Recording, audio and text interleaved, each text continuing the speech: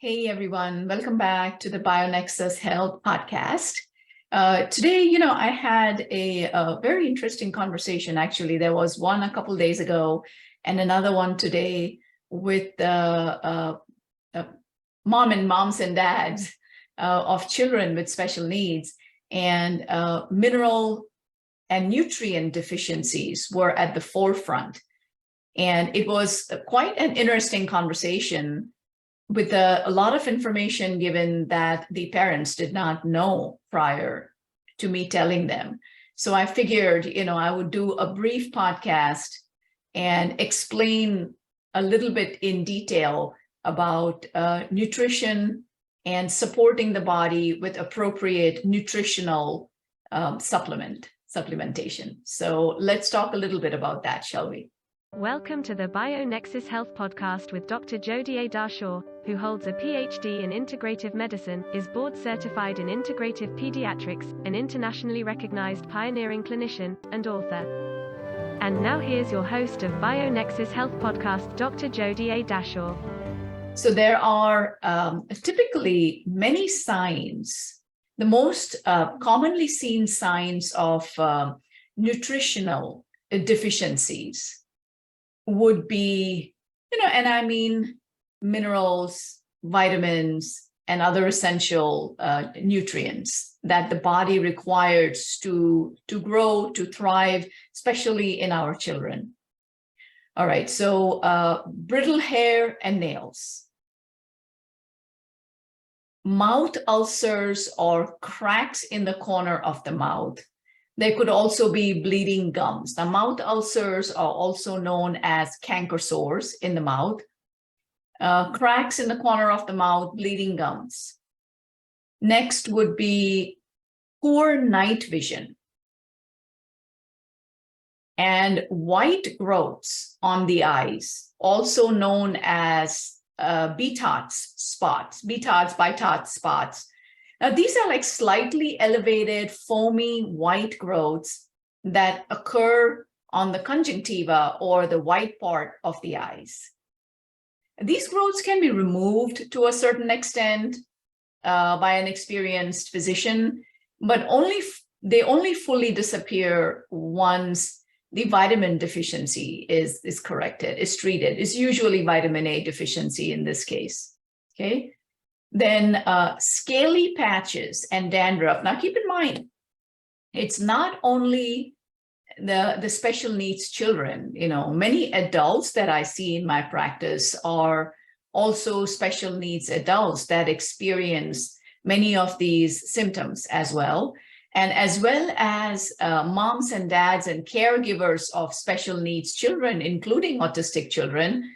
They live in the same environment. They may have similar medical issues, being exposed to similar environmental toxins, right? So they may have these signs and symptoms as well. All right, so next one, scaly patches and dandruff. Stubborn dandruff, scaly patches on the scalp, can also be on the eyebrows, ears, eyelids, chest. These can be caused by nutritional deficiencies relating to zinc, niacin, riboflavin, and pyridoxine. Next would be hair loss. Hair loss seems to be a very common symptom that I see in all age groups in my practice.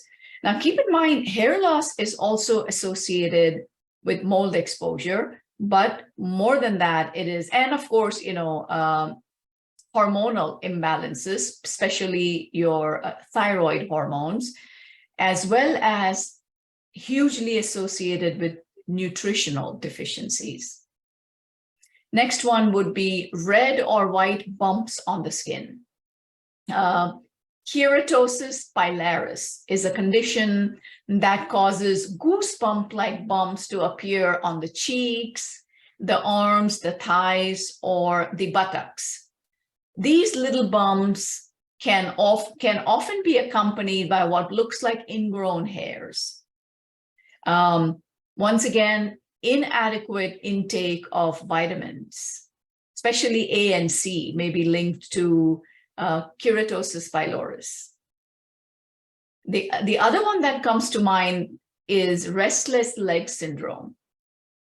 It's a nerve-associated condition that causes unpleasant and uncomfortable sensations in the legs, as well as an irresistible urge to move them.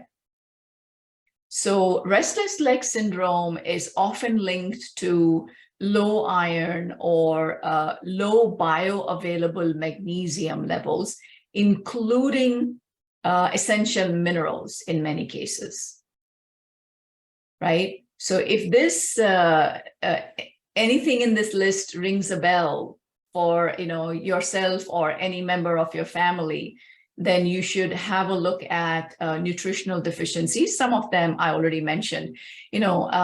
The reason why I'm doing this podcast, like I said, I spoke to a couple families today and a few days prior about vitamin and mineral deficiency response. Let me explain. So I have this little boy on the spectrum diagnosed with PDD, NOS, along with biotoxin illness and PANS.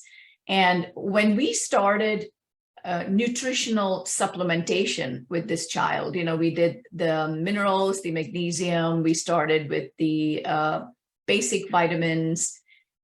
There was what looked like a huge die-off response. And obviously it wasn't die-off because we are not doing any antimicrobials, right? So what was this response? And mom reported that for 2 weeks, the child was hyperactive, bouncing off the walls, unable to focus, difficulty settling down, and the symptoms just peaked. So it looked like a die-off response, but the child was, very restless, irritable, episodes of anger, episodes of OCD that came into play. And after 2 weeks, mom started seeing phenomenal improvements, actually.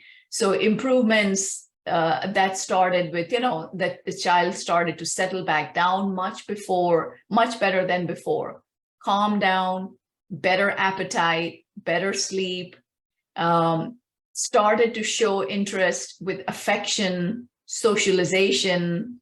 So this was quite a beautiful, dramatic change in this child. And, this child is high functioning on the autism spectrum with the diagnosis of PDD and NOS.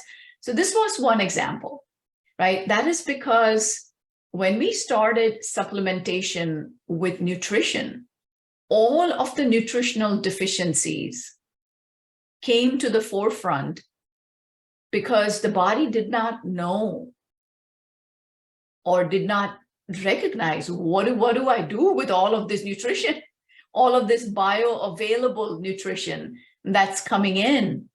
And slowly, the important thing is that mom stuck with it. She had watched my podcasts and she erroneously thought it was die-off, but that's fine, because the crux of the matter was that she stuck with it. She kept going, and after a couple of weeks, there was this tremendous gains that were observed with this little boy, 4-year-old little boy. So that was one example I wanted to give you today. So I wanted to explain to you in case you're seeing this with your child as well. Now,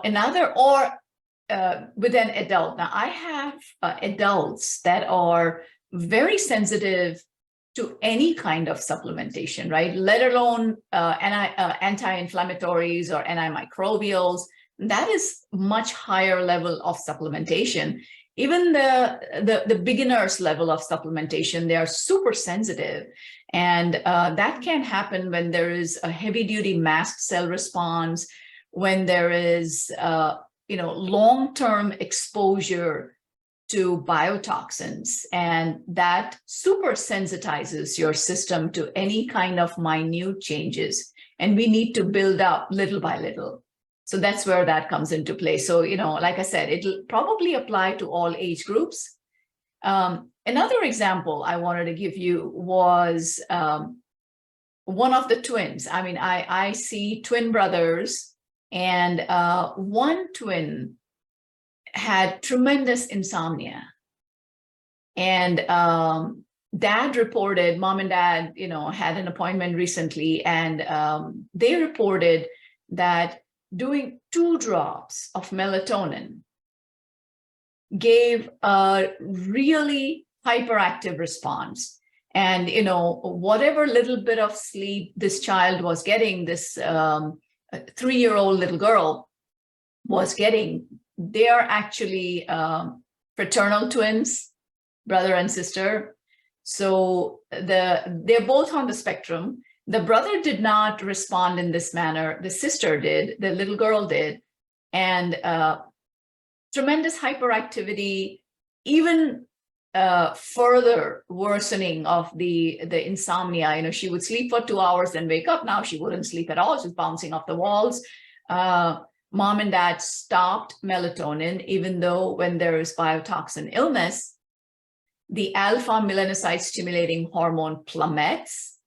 That predisposes you for MARCONS. I've spoken about this in my MARCONS and biotoxin illness lectures, the podcast.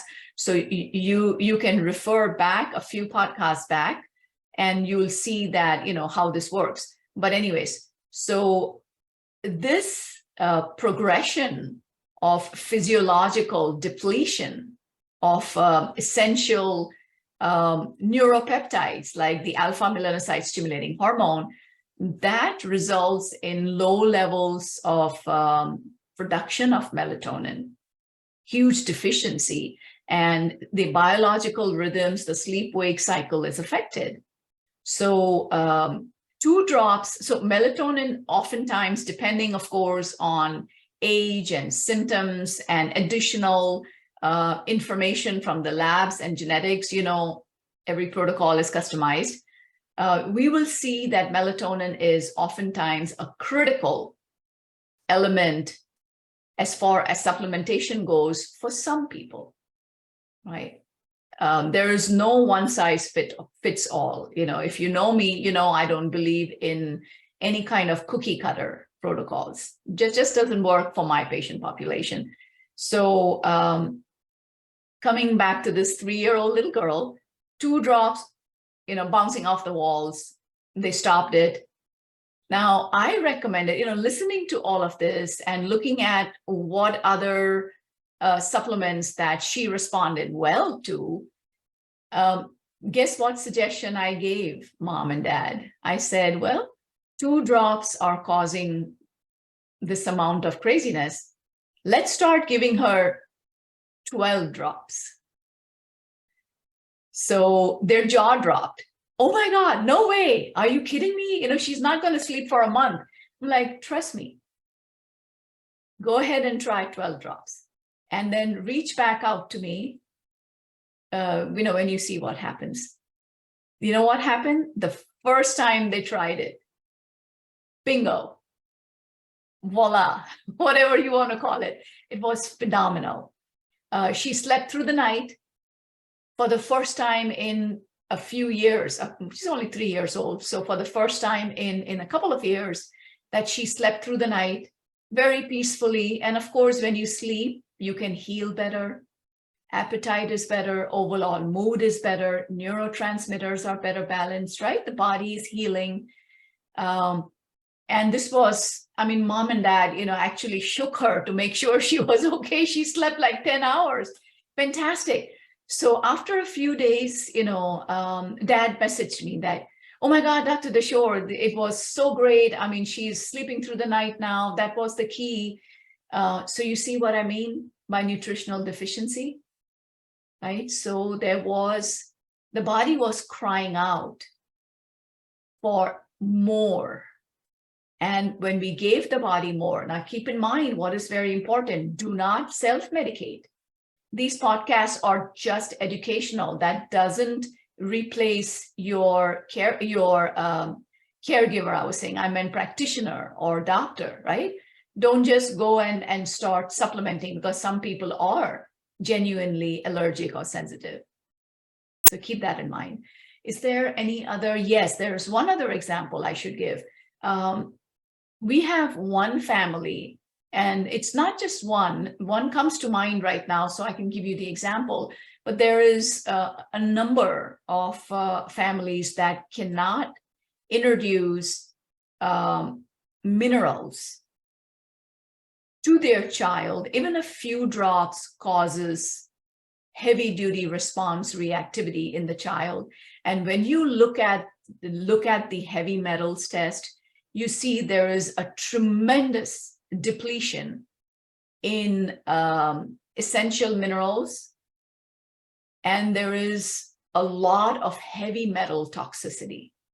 So in the event of depletion, the body will hold on to any kind of metals. I mean, metals will ultimately be minerals, right? Even though they are toxic, the body holds on in the hope of being able to utilize. So when you start supplementing with the real good quality bioavailable minerals, the body will start letting go of metals, of heavy metals, of toxic minerals and metals. That is why you see this response. And oftentimes, one drop at a time is what's required. And it took this family, it's mind-boggling, but it took this family a year and a half to be able to reduce the heavy metal toxicity and actually start supplementing with appropriate amount of minerals for their autistic son, so that the depletion starts to get corrected. It's nowhere near corrected still, because we just started the supplementation. But that is something else that I've seen in my practice as well. Very, very highly sensitive people. The last example that comes to mind is with binders. High level of toxins, specifically mycotoxins, biological toxins. High level of toxins will create a pretty heavy duty detox response or reaction when you start the correct binder. Okay, so when you see a response or reaction when you start a binder, number one, good, because it's the right binder. Number two, also good, because we are on the right track. And it is definitely okay to go down, to start with a pinch and slowly build up to the required dosage. Okay, now keep in mind, what I'm giving the information today, the information that I'm giving you today, is just that. It's information and a few examples. That doesn't mean that I'm asking you to change your protocol. Any changes to your current protocol have to be discussed with me one-on-one, okay? Because I had, one parent, just one. I mean, I know there is, thousands of you around the world that are BioNexus patients, but just one parent very curiously sent a message to my staff that Dr. Dashore spoke about increasing the drops. And what drops? Antimicrobials, to increase one drop at a time. So how many should I increase and where should I stop? And, my staff was like, oh my gosh, please don't. Stick to your protocol. If Dr. Dashore, has given you 5 drops once a day or twice a day, stick with that. You cannot increase, because that was just an example. It was an FYI. That doesn't mean that I'm speaking with you personally, whoever is watching, and saying, hey, let's start doing this. No, this is an informational podcast. So please don't change your individual protocols. If you find what I spoke about today interesting or applicable to yourself, let's ascertain at our next appointment, shall we? Yeah, let's do that and see how we can customize it to your individual situation, if anything kind of resonates with you from today's podcast. All right, great. So that was it. I said it would be brief. Any questions, please message. I've had, several patients messaging for additional clarification and what have you, and I'm happy to do that. So I will see you next time. Be well, keep smiling. Namaste. Thank you for joining Master Herbalist Dr. Jodie A. Dashore, Director of the BioNexus Health Clinic and BioNexus Herbals, on the BioNexus Health Podcast, where we explore and share information and stories about recovering and healing from chronic and environmental illnesses such as mold biotoxin illness, Lyme disease, autism spectrum disorder, fatigue, Crohn's and colitis, mast cell activation syndrome, PANS, and more. Please help us grow our message by subscribing to our podcast channel and sharing the podcast on your social networks. For more information, visit bionexushealth.com. Information within this video, audio, or text, collectively known as the podcast, has not been reviewed by the FDA. Nothing within the podcast is intended as or should be construed as medical advice. Information is for general informational and educational purposes only. Consumers of the podcast should consult with their healthcare practitioners for medical recommendations. Seek the advice of a qualified healthcare provider. Do not disregard the advice of a healthcare provider based on any information from the podcast. The information within the podcast may contain information concerning dietary supplements or over-the-counter products that are not drugs. Our dietary supplement products are not intended for use as a means to cure, treat, prevent, diagnose, or mitigate any disease or other medical or abnormal condition.